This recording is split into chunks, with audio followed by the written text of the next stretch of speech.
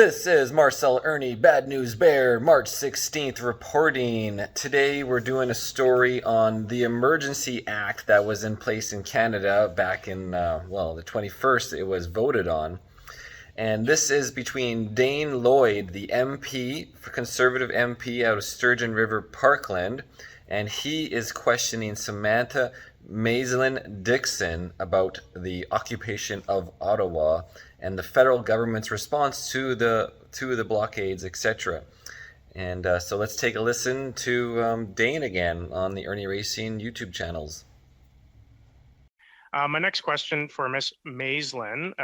Nobody's really been asking you too many questions today, but I'm wondering, under Section 63 of the Criminal Code, there's provisions against unlawful assemblies. My question is, was the assembly in Ottawa illegal before the invocation of the Emergencies Act? You're muted. Thank you very much for the question. So as I indicated in my previous answer, there were indeed laws on the book. The question became whether they were effective in dealing with the situation as it evolved and to the point that it got to when the declaration was issued. Was the protest in Ottawa illegal before the Emergencies Act was invoked? I wasn't on the ground and wasn't aware of any charges being issued at that point in time. So you would say it wasn't illegal until when the Emergencies Act came in place, then it became illegal, correct? No, sir, that's not what I said. I said okay. I wasn't aware of any charges being issued. Whether or not the activities were illegal, it was determined that it was not a peaceful protest and had gone beyond what we would normally consider to be a lawful assembly. So the Justice Department didn't know before the 15th of February whether this was an illegal or legal protest? So I wouldn't be at liberty to disclose the legal advice that was provided to the government in the context of the unfolding situation. There were laws on the book. It was understood that the activities that were taking place went beyond what would be considered lawful assembly, but I wouldn't be able to go beyond that.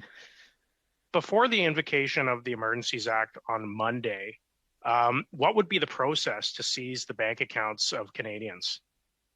I think one of your colleagues alluded to it. It would be a court process by which that would happen. And again, the sense would be whether the laws were available, whether they would be effective to address the situation that has arose is the determination that was made. And why do we need courts to determine whether or not bank accounts can be frozen by the government? Because we have to be charter compliant, and that is one mechanism by which we ensure that compliance. So that's Section 8 of the Charter, correct? Unreasonable search and seizure? Amongst others, yes. So what you're saying is the Emergencies Act was necessary in order to suspend charter rights under Section 8 against unreasonable search and seizure. So I appreciate that, and you are correct. The Emergencies Act does explicitly make reference to compliance with the Charter, and while we do benefit in Canada from very important Charter protections, none of them are absolute and are indeed subject to reasonable limitations. But before the invocation of the Emergencies Act, you're saying you couldn't have seized people's bank accounts without a court order, but the Emergencies Act allowed the government to suspend that provision of the Charter, suspend charter rights, in order to seize people's bank accounts. So the measures that were put in place were targeted measures to address the situation that had been evolving and led to the declaration. And while there are charter protections, reasonable limits can be put on those rights in order to effectively deal with the situation. And would that also carry over to Section 2C, which is the right for peaceful assembly? If we know whether this was an illegal protest or not, you haven't said clearly either way, but I mean, was the Emergencies Act necessary to suspend Section 2C of the Charter to allow law enforcement to break up a protest? So we do know that the matters are before the court. There is a number of litigation that has been launched.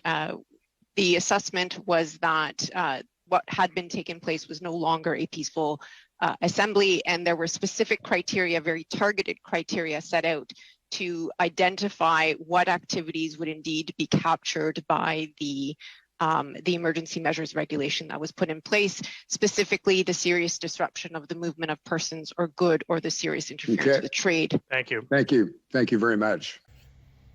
reasonable limits can be put on the charter's protection. So essentially, to actively deal with the situation. So I don't know how this woman lives with herself, but it's pretty much bullshit. Anyways, this is Bad News Bear reporting Irnieracing News, March 16th. Bye.